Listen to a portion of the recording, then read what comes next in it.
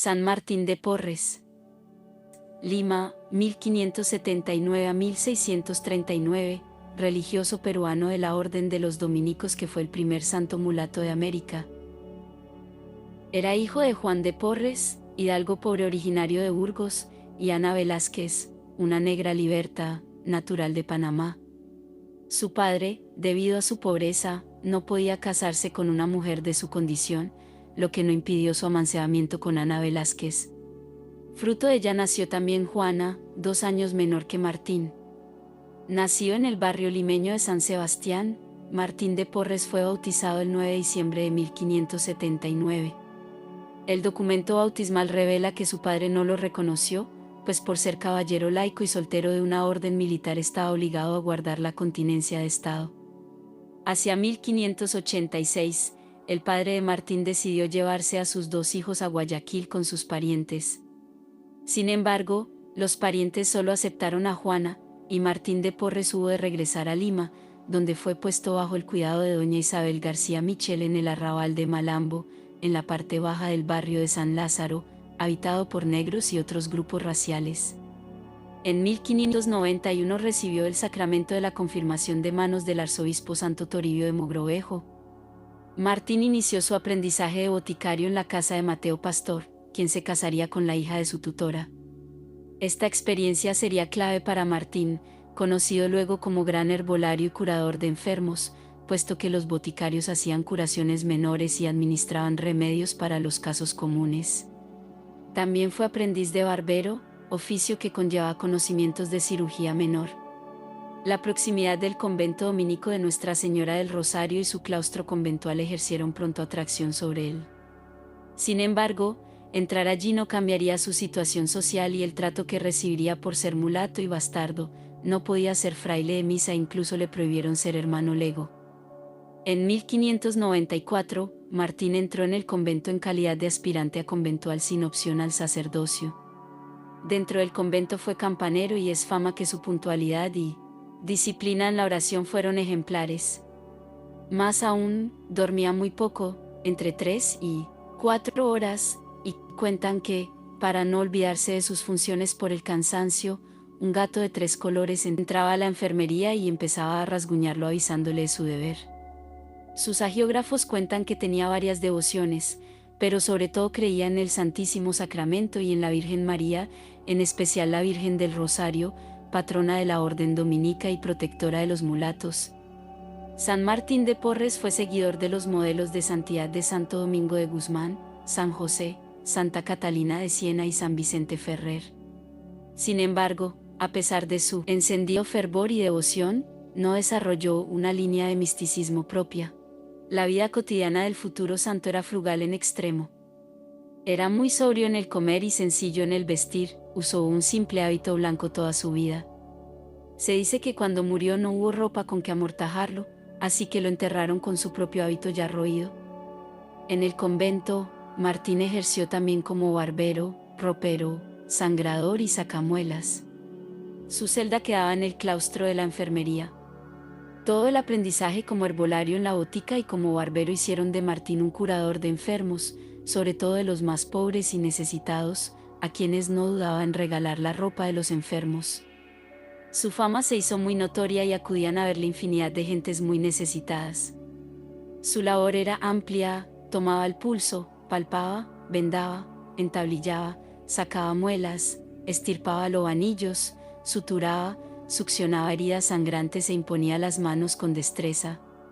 En Martín confluyeron las tradiciones medicinales española, andina y africana. Solía sembrar en un huerto una variedad de plantas que luego combinaba en remedios para los pobres y enfermos. Debió de empezar su labor como enfermero entre 1604 y 1610. La vida en el convento estaba regida por la obediencia a sus superiores, pero en el caso de Martín la condición racial también era determinante. Su humildad era puesta a prueba en muchas ocasiones. Parecía tener una concepción muy pobre de sí mismo y hasta como miserable, y por lo tanto digno de malos tratos. Aunque frecuentaba a la gente de color y a castas, nunca planteó reivindicaciones sociales ni políticas, se dedicó únicamente a practicar la caridad, que hizo extensiva a otros grupos étnicos. Todas estas dificultades no impidieron que Martín fuera un fraile alegre. Sus contemporáneos señalan su semblante alegre y risueño. Otra de sus facultades fue la videncia. Se cuenta que su hermana Rosa había sustraído una suma de dinero a su esposo y se encontró con su hermano, el cual inmediatamente le llamó la atención por lo que había hecho. Su hermana no salía de su asombro, ya que nadie sabía del hurto. También tuvo facultades para predecir la vida propia y ajena, incluido el momento de la muerte. En línea con la espiritualidad de la época, San Martín de Porres y su coetánea Santa Rosa de Lima practicaron la mortificación del cuerpo. Martín se aplicaba 3 disciplinas cada día, en las pantorrillas, en las posaderas y en las espaldas, siguiendo un riguroso horario y evitando mermar su salud para el cumplimiento de otras obligaciones. Llevaba además 2 cilicios, una túnica interna de lana entretejida con cerdas de caballo y una cadena ceñida, posiblemente de hierro. Su preocupación por los pobres fue notable. Se sabe que los desvalidos lo esperaban en la portería para que los curase de sus enfermedades o les diera de comer. Martín trataba de no exhibirse y hacerlo en la mayor privacidad. La caridad de Martín no se circunscribía a las personas, sino que también se proyectaba a los animales, sobre todo cuando los veía heridos o faltos de alimentos. Tenía separada en la casa de su hermana un lugar donde albergaba gatos y perros sarnosos, llagados y enfermos. Parece que los animales le obedecían por particular privilegio de Dios.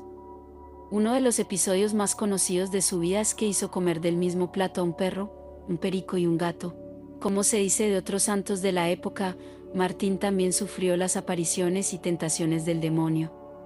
Se cuenta que en cierta ocasión bajaba por las escaleras de la enfermería dispuesto a auxiliar a uno de sus hermanos cuando se encontró con el demonio debajo de la escalera. Martín tuvo que sacar el cinto que llevaba y comenzó a azotar al demonio para que se fuera del convento. También se le atribuyó el don de lenguas, el don de agilidad y el don de volar. Sus compañeros, que lo vigilaban continuamente, veían cómo su cuerpo se iluminaba. Se contó de él que podía estar en 2 lugares a la vez y penetrar en los cuerpos sin mayor resistencia. Hacia 1619 comenzó a sufrir de cuartanas, fiebres muy elevadas que se presentaban cada 4 días. Este mal se le fue agudizando, aunque continuó cumpliendo con sus obligaciones. Con el correr del tiempo, Martín fue ganando no solo fama sino que empezó a ser temido. La imaginería popular se desconcertaba ante sucesos sobrenaturales, algunos de ellos no presenciados pero conocidos de oídas. Por ejemplo, cierto ensamblador llegó a asustarse porque con mucha frecuencia se aparecía sin ser visto. Comenzaron a correr rumores de que deambulaba por el claustro por las noches, rodeado de luces y resplandores. También causaban miedo sus apariciones inesperadas y sus desapariciones inexplicables. En octubre de 1639, Martín de Porres cayó enfermo de tabardillo pestilencial. Murió el 3 de noviembre de ese año. Hubo gran conmoción entre la gente, doblaron las campanas en su nombre y la devoción popular se mostró tan excesiva que obligó a hacer un rápido entierro. A pesar de la biografía ejemplar del mulato Martín de Porres, convertido en devoción fundamental de las castas y gentes de color, la sociedad colonial no lo llevaría a los altares. El proceso de beatificación terminó en 1962, bajo el papado de Pablo VI.